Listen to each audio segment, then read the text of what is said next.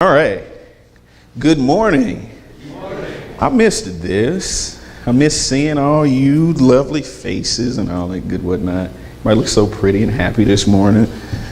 You look blessed. You trying to rush me? No, Is this what we? I want to hear. I gotta have faith. Keep replaying. Okay. That's how it works this morning. And I don't think they would like that too much. I don't know how much George Michael we can handle this morning. But today is a continuation of our series, Trust in the Process. Last time I was up, we talked about prayer. And those of you that were here, you learned about why prayer was important, why it was the essential block in the process of learning how to trust that process. So if prayer, is the essential building block, if that's where all things come from, now we're moving into step 2, which is faith. And truth be told, quite often this is the step that a lot of us have a tendency to get stuck on. We get stuck on faith. What it is, why it's important, how do we have it, how do we use it, how do we apply it. So we're going to walk through this today, and we're going to take a few points, and we're going to learn why faith is so important. So if everybody stand to your feet and do me a favor real quick before we get started. No, y'all like, we already stood up all day. Like, yeah, we did, but one more time. Find you a neighbor, and you grab that neighbor by the hand. That'll be my neighbor. And then I want you to repeat after me. Today, the preacher is going to tell me why it's all about that faith. You may be seated in the presence of God. Some of y'all probably caught that. Now, faith is a huge, it's few letters, but it's a huge word, because it causes us to have to do something that none of us like to do. It means that we've got to trust in something that we don't have an assurance is actually there. We have to believe in something that we don't necessarily know is going to happen. Now, society has many myths, tall tales, urban legends that a lot of us have a tendency to believe. On my way here, some jerk decided to put a cardboard cutout of Bigfoot right in the middle of the woods. So some people believe in Bigfoot, some people don't. But to those that believe in Bigfoot, they're looking at that cardboard cutout right there in the woods, and they're like, wow, Bigfoot's right there. Then you have the people that believe in aliens and UFOs, life on other planets and things like that. They believe that little green men come around with probes, sticking them in places that they don't belong. People believe stuff like that. Then you have the members of society that believe that there are secret clubs and societies that control the entire world, the Illuminati, the Masons, people like that have control, and that there's this one man with a big red button that at any point in time he can push it and blow up the entire world. People believe things like that. They hear these stories, and you hear them repeated so much, and people start to kind of give weight to those stories. So it becomes not only tall tales, but some of it starts to become truth because it's been spread around so much that people have a tendency to believe it. They put faith in those things. And think about that. People put faith in the fact that Bigfoot exists. You have people that go out and hunt for Bigfoot. I see Karen smiling, so I think if Kyle got a shot at him, we'd have him mounted on his wall in his garage. But you've got people that put faith in UFOs. You got people that put faith in the Illuminati, faith in the Masons, faith in all these secret societies that run the world. And this is what faith has become. It's it's believing the unbelievable. You know, we have a tendency to go to the Chinese restaurants, not for the food, but we want the fortune cookies afterwards because we put so much stock into that little bitty slip of paper, not knowing that it was probably printed in China along with the lottery numbers that are on the back of it. You know, we have people that'll stick them in their wallets and they'll carry them around and they're like, this is going to happen. This is going to happen because I got it out of a stale cookie. You're putting your faith in a stale cookie. You know, you've got the people that will go to tarot card readers, fortune tellers, and do all manners of things of that nature. You know, I don't know if some of you may not be old enough to remember Miss Cleo, the Jamaican woman that used to come on about 3 o'clock in the morning and you know, you'd call her and she'd tell you everything that you already knew about yourself, but she made it sound so good that you thought she was predicting your future. Yeah, you had a mother. Well, yeah, I did have a mom. You know, she would do things like that, but people would put their faith in the things that Miss Cleo and others like her were saying. And the Bible, as we can see in Leviticus chapter 19, verse 31, tells us, do not turn to mediums or necromancers. Do not seek them out so to make yourselves unclean by them. I am the Lord your God. God warns us about putting stock in people and things like that because he wants us to trust him and not somebody that flips a card over and has a lucky break and it lands on something that could happen, might happen, maybe happen. God has given us explicit promises. He's told us things that will happen in our lives, how blessed we will be, how things will take place. So now it's up to us to move in the direction of having faith in God and not these other things in life. So what am I asking you? I'm asking you to believe. So I want you to believe in this big guy in the sky that's got open hands, that wants to make my life the best possible. How unbelievable is that somebody cares about you that much that they want your life to be the best it can possibly be? It's absolutely unbelievable because the way we've been treated in our lives tells us differently. The way people have done things against us tells us differently, that there is nobody out there that cares that much that they want to see us do well in life. There's nobody out there that cares that much that they want to see things happen in a good way for us. It's unbelievable. But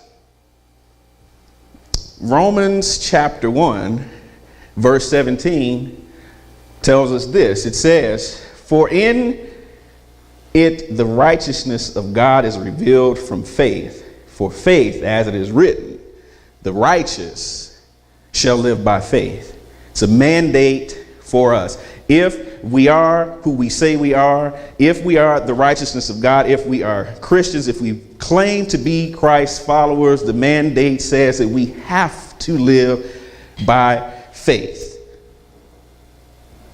I have to believe those things that are so gregarious, so large, so big, that they seem almost unbelievable.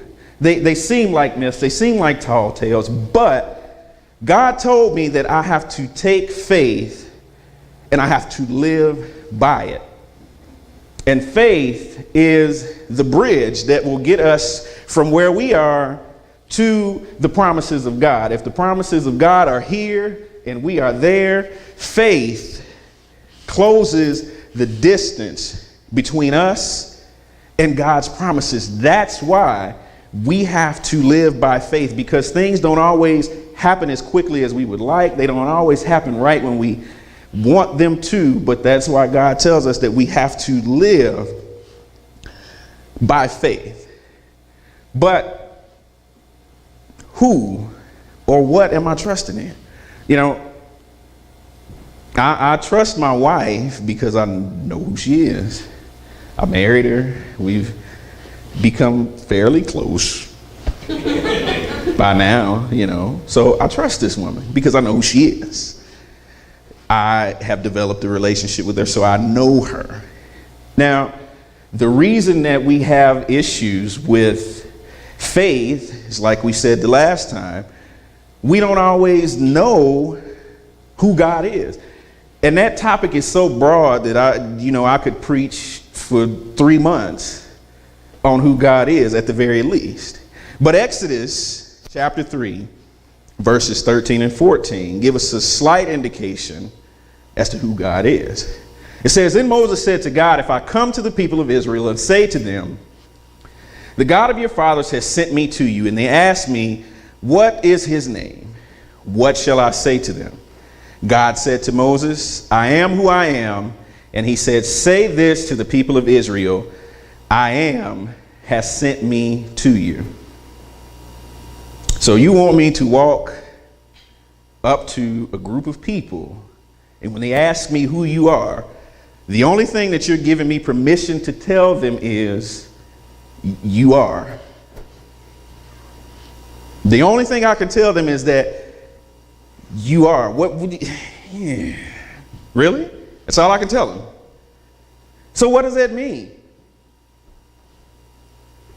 When God made this statement, when he told Moses, tell them I am, God was giving Moses permission to tell these people that they could believe in anything that they needed, because God was and still is that. And think about that. Still kind of unbelievable. Anything that is wrong in your life, whatever need you have in your life, God is telling you, I am the answer to that problem. I am the fix-all to those issues that you have. I am whatever you need me to be. And still, it's unbelievable that somebody cares about me that much that they want to be everything that I need. They want to be the person that shows me love when I feel like I've been unloved by the rest of the world. They want to be the person that heals me when everybody else has told me that I can't be healed. They want to be, God wants to be that for you. He simply is. Now we could go into a million other subtopics about who God is, but the important thing to remember is that simply whatever you need, he is that. And you're still like, okay, it makes a little bit of sense, but I gotta have something else. This is still a lot for me to swallow. So God takes it a little further. Psalms 34:8 says this. It says, "Oh, taste and see that the Lord is good. Blessed is the man who takes refuge in him." So now we have an opportunity to sample the product. You know, when you go to Walmart and you've got these potato chip companies or cookie companies that are trying to introduce a new product, what do? They set the people out with a stand. They have the samples to go by. So when you pick them up and you eat them and you figure out this isn't half bad, what are they trying to get you to do? They want you to go to the cookie section or the potato chip section, and they want you to buy more of that particular product. So think about it like this. God has given us permission to sample him. Oh, taste and see that the Lord is good. He's not asking us to go off hearsay. He's not asking us to go off what somebody else told us. He's not asking us to go off rumors, myth, legend. He's given us permission to sample him. He's saying that I'm giving you permission to come and take just a little bit and see how good it is. Because I guarantee you, once you get that little bit, you're going to be hooked and you're going to want some more. The deeper we go, the stronger our faith will get. So we're sampling the product and we're chewing on it and we're saying, okay, God, kind of get it, but I'm still having trouble. You know, I believe. But now, how do I get from simple belief to faith? So, the definition of belief is an acceptance that a statement is true and that something exists. So, Cal believes in Bigfoot. He believes that he exists. That is a simple belief. The belief in the existence of something. And so often in life, that's where it stops for so many of us when it comes to God. A lot of us have a simple belief of an existence of some higher power, but it ends right there. The higher power has no bearing on whatever happens in my life. So, yeah, I believe you exist, God, but what are you going to do? That's when we have to move from simple belief to faith. If faith is complete trust or confidence in someone or something, complete trust, complete confidence. So the biblical definition that we'll find in Hebrews 11:1 says this: now faith is the assurance of things hoped for, the conviction of things not seen. It means that I know it's there. I know it's on the way, and I'm thankful that God is getting ready to move it into my line of sight. He's getting ready to take it from the spiritual realm, and he's getting ready to move it into the natural realm so I can see the evidence of his works in my life. So faith isn't just about believing. Faith is an implicit, and that word means absolute, trust that God has our every bit of our well-being from the time that we are born, from our first cry to the time that we take our last breath.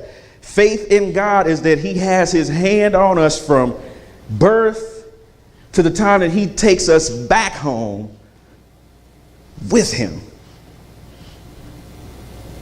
So how do we do that? You know, it's making sense. I know what faith is now, but how do I apply it? How do I apply it?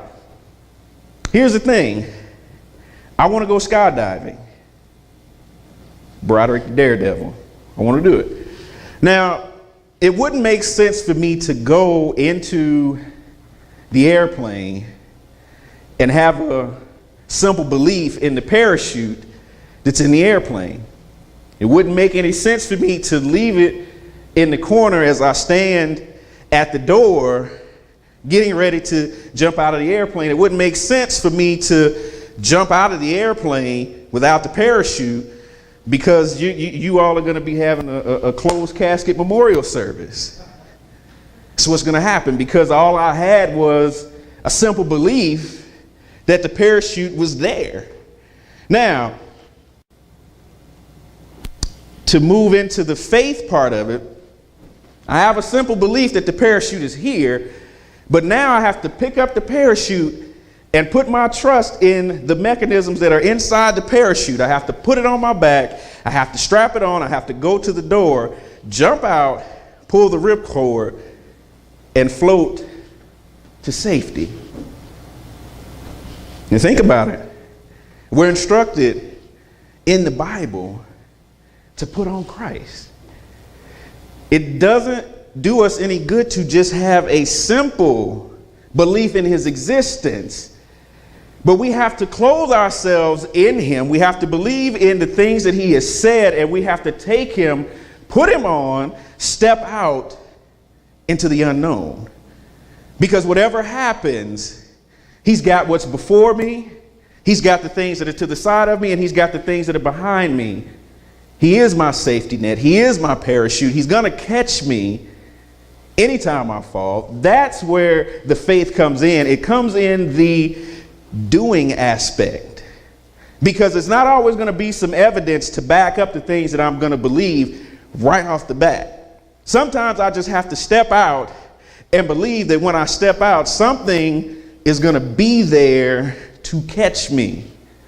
When you get up in the morning time and you put your feet on the floor, you don't think about the floor being there. You know the floor is going to be there when you put your feet down when you get out of bed. Trusting in God, believing in God, having faith in God is the same way.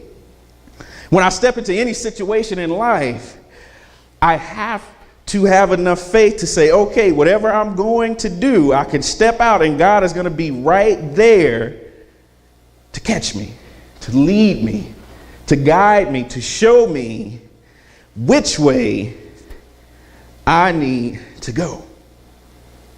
So it's making a little bit more sense. The faith thing is starting to make sense. Okay, I've got to trust. I've got to do something. But it still seems so unbelievable that he cares this much. He loves me this much that somebody wants to just do all these wonderful things in my life. So how do I make it to a point where I can understand it? So how about this? Let's start small. In Matthew chapter 17, verse 20 says this. He said to them, because of your little faith, for truly I say to you, if you have faith like a grain of mustard seed, you will say to this mountain, move from here to there, and it will move, and nothing will be impossible for you. Now, in this story, I won't take the time to read the entire thing. The disciples have been unable to cast a demon out of a young child. And Jesus, this is his response when they ask him, why weren't we able to cast out the demon? This is his answer. Your faith was not enough. Now you think about it like this.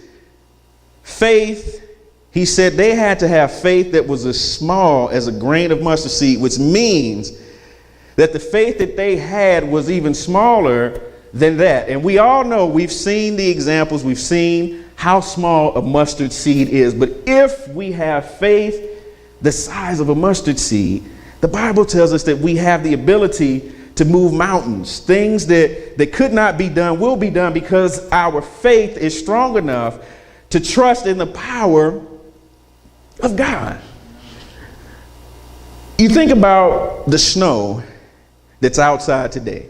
Think about it. None of us like it, but it's still a creation of the Father.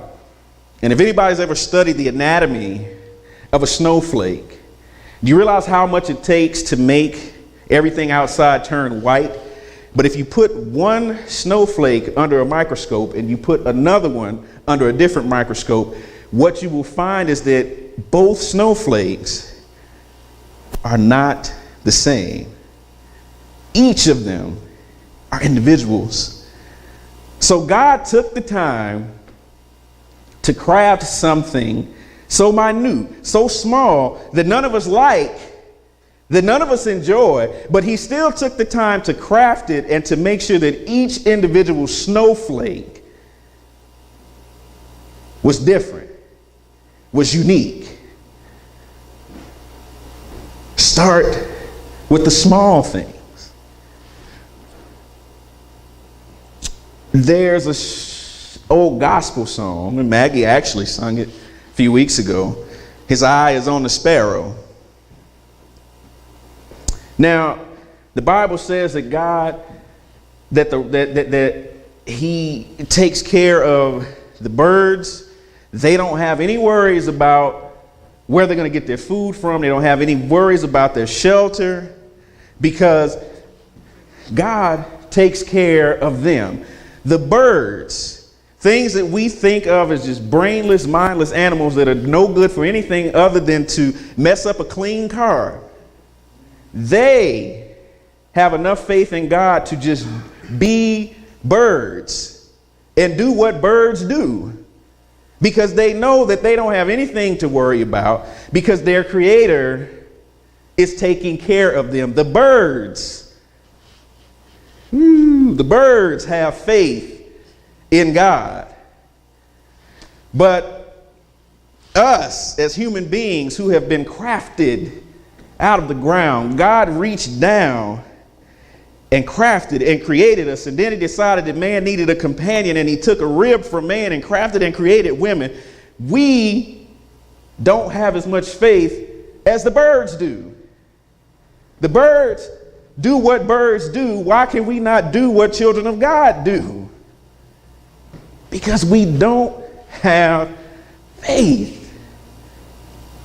We don't trust God enough to step out on the things that he's telling us to do, even though he's told us that you mean more to me than the birds do. I care about you more than I care about the birds. I've got you. But then we still refuse to listen, to step out, to trust in God. He's not asking for much. Oh, taste and see that the Lord is good. Come step out and let's move mountains together. This is what God is offering us. This is what God is telling us that we have the ability to do. But we have to start trusting in the things that he is telling us to do. And you still think about it, you're like, well, maybe if miracles were smaller, I could believe in what's going on. Maybe if I could compartmentalize it and put it in a box, maybe I could believe it. Maybe if it wasn't so outrageous, maybe, just maybe, I could have more faith. Does that sound familiar to anybody? Let's think about it like this. Is anybody in here thinking about breathing this morning? Did any of you think about walking in the doorway this morning? Did you think about putting one foot in front of the other this morning? Is anybody out here consciously concentrating on making their heart beat this morning? Is anybody consciously, some of you may be, consciously thinking that I wish he'd hurry up and sit down? Some of you might be. But think about the intricacies of your own body. You want a miracle in a box? God did you one better. You're a walking miracle. Every aspect of everything that is going in your body right now is fighting off God knows what. While you're sitting there, microorganisms float around in the air constantly. You don't see them.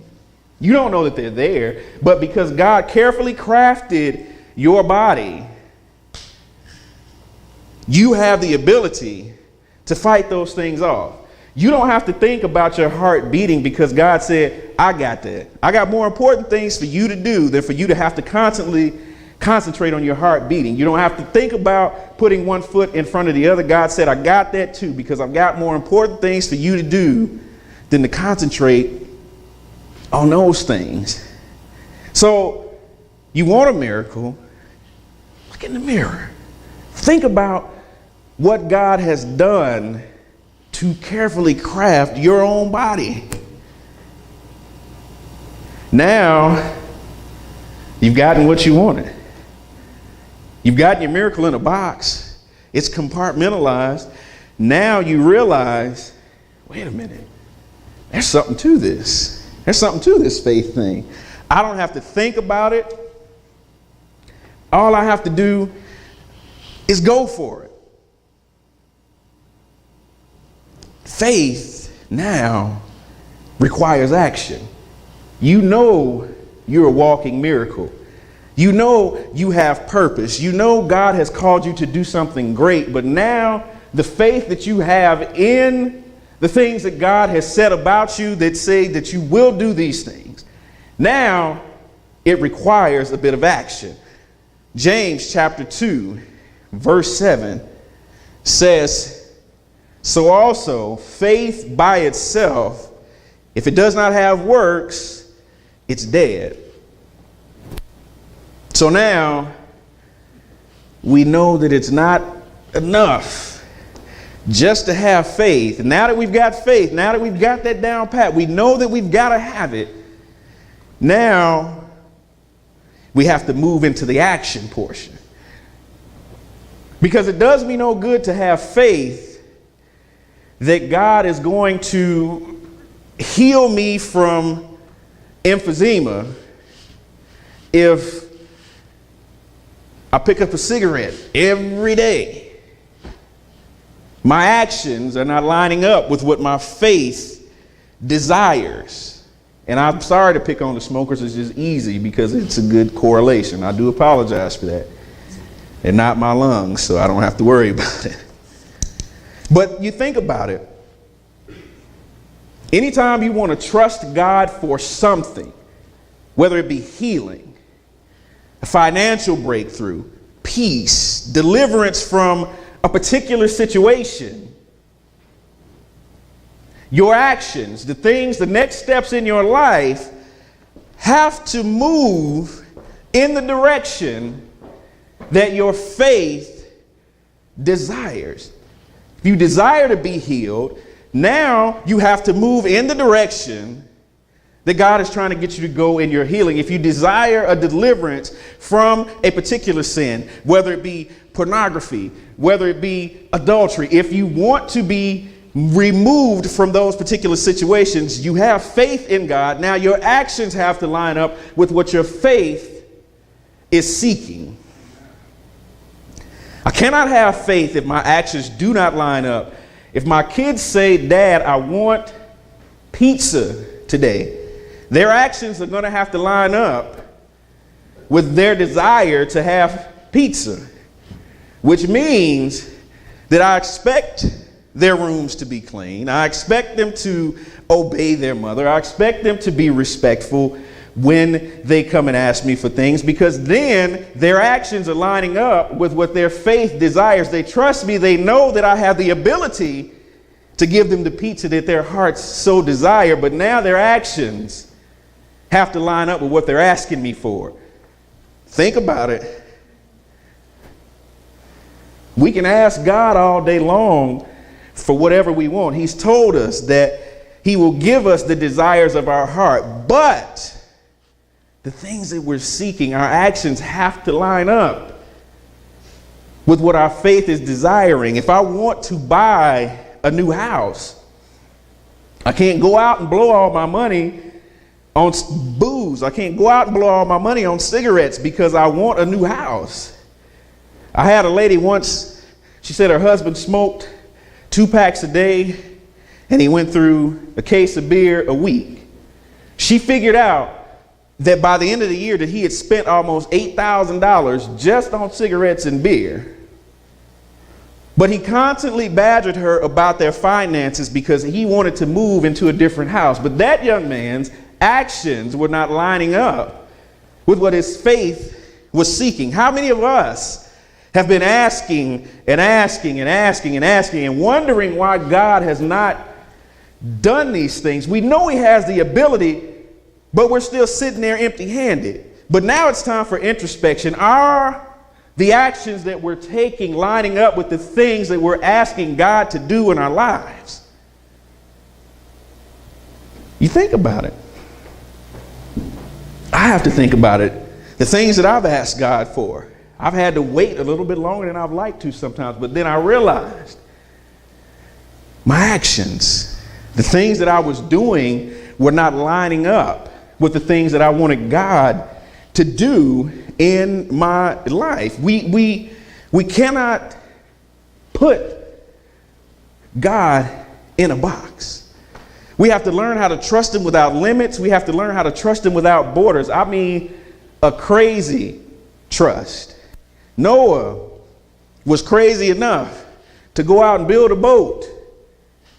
And nobody had ever seen rain, but he built a boat because God said, go build a boat. That was faith. Jesus himself came down on the faith that my life is going to save the entire world. I don't know how. I had humble beginnings, but my father said that I am so important that I've got to go down here and I've got to take on the weight of the world on my shoulders. Jesus himself displayed faith. And the same spirit that resided in Jesus resides in us. And you think about how powerful that is. Jesus lives in here. So now I have to realize that all the ability to do the things that I need to do in my life, all the ability to accomplish the purpose that God has placed on me already resides on the inside of me. So not only is it fun to have faith in God, but God gives us a little nudge. He says, guess what? I put some ability in you so you can trust yourself because I live within you. How many times have we had doubts about our own abilities? God, can I really do this? Am I really worthy to do this? Am I well qualified to do this? Is this really what you want me to do? And God is saying, I'm in you. So don't worry about your abilities. Worry about the ability that I have placed within you. Take me and not you. Think about Moses. Moses was slow. The tongue was slow. God said, you go. I'll do the talking. Think about that. Everything is already on the inside of you. So not only can you trust God, but you can trust in the ability that he has placed on the inside of you. Think about it like this. A bird that sits on a tree branch does not worry about its own weight breaking the branch. All the bird worries about is its wings when it gets ready to take off. So often in life, we worry about whether or not God can carry us through the purpose that he has placed in our lives. We worry about whether or not God himself is strong enough to carry us. Messed up as I am, as jacked up as my life may be, I worry that God, my own creator, cannot handle me. God said, thanks for your concern, but I got you. I crafted you. I created you.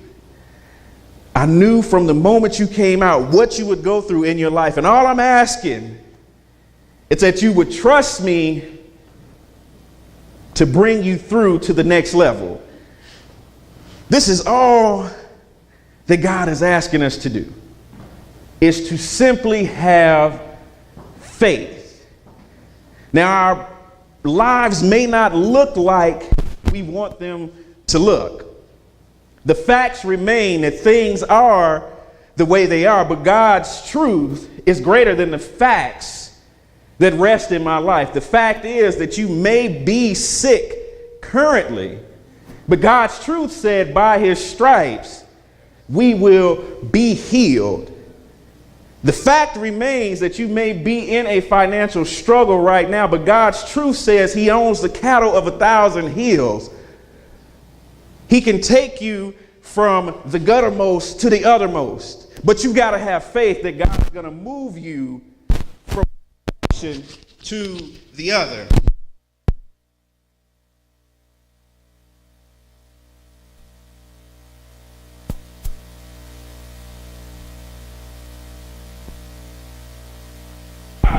In my life, when the Hebrew boys were in the fiery furnace, they had no other choice but to trust God and to have faith. Their faith in God brought them out of the fiery furnace, and guess what? They did not look like what they had been through. They were in the fiery furnace, but the Bible tells us that when they came out, they didn't smell like smoke. Their clothes were not smoldering because they had faith in God. whatever situations we're going through in our lives, we can trust that God is going to bring us through, and we're going to be better than what we were when we went in, when we come out on the other side. When Peter decided that he wanted to go out and meet Jesus on the water, Peter didn't think about the other people that were in the boat with him when he stepped out. Peter didn't think about the waves that were crashing to his left or to his right. All he knew is that Jesus was right in front of him, and I've got to go out and I've got to meet Jesus. When we go through situations in our lives, it doesn't matter who's in the boat with us. It doesn't matter what's going on to the left of us or to the right of us. But all we need to do is focus on who is in front of us. Jesus is standing there asking us to trust him. I know it looks shaky. It's water. It shouldn't hold you up. But I'm standing here on the other side of it, and all I need you to do is step out and watch me work. Jesus is giving us that call. He's giving us that opportunity to trust him. Faith is an essential part of this process, because if we can't get this particular part right, then we can't go forward. Because if we can't trust God, how can we have his promises rest on our lives? If we can't trust God, how can we ask him to release us from the things that have us bound? If we can't trust God and have faith in God, we just might as well just be honest, pack it up and go do something else, because God operates out of the sight of man for the good of man. He doesn't always reveal to us what he's doing, but when he does it in such a way that everybody knows that it was nobody but God who did it. You might be waiting on something to come to pass right now. Keep the faith. God has not forgotten about the thing that you asked him about, but he might be waiting on you to move your actions in the direction that you're going. He may be waiting on you to understand that it's not just about a simple belief, but it's about implicit trust. God may be waiting on you to realize that every miracle that he performs doesn't have to be gigantic. The smile that you give the lady at the grocery counter, that might be her miracle. The hug that you give today before you leave this building, that might be somebody else's miracle. God just wants us to understand that we have to have faith. We have to trust the process. Now I'm done. Like I said, I'll preach all day if y'all let me, but I just want you to understand that it's all about faith. As the pastors come, God is moving in such an awesome way. And sometimes it's not always going to be apparent what he's doing. Sometimes it may seem confusing because we don't understand what he's doing. He may have to remove things that we thought were forever to get us to move forward. He may have to put people into our lives who we never thought we would come in contact with, who we never thought we would be close to, in order to move us forward. These are the types of things that God does. And if we don't have the faith to trust him in his decisions and what he does, then we're as good as lost. Because we're stuck in belief. But now we've got to move forward to faith. See, I have faith that this building is not going to be big enough to contain what God wants to do with this ministry. See, that's the kind of faith that we have. We have faith that each and every one of you will be disciples for Christ, that each and every one of you will turn into soul winners. That's the kind of faith that we have, because we trust the process that God has begun at Crossover Ministries. Each and every one of you has a purpose on your life. And you may not know what it is right now, but you're moving in that direction. Trust God.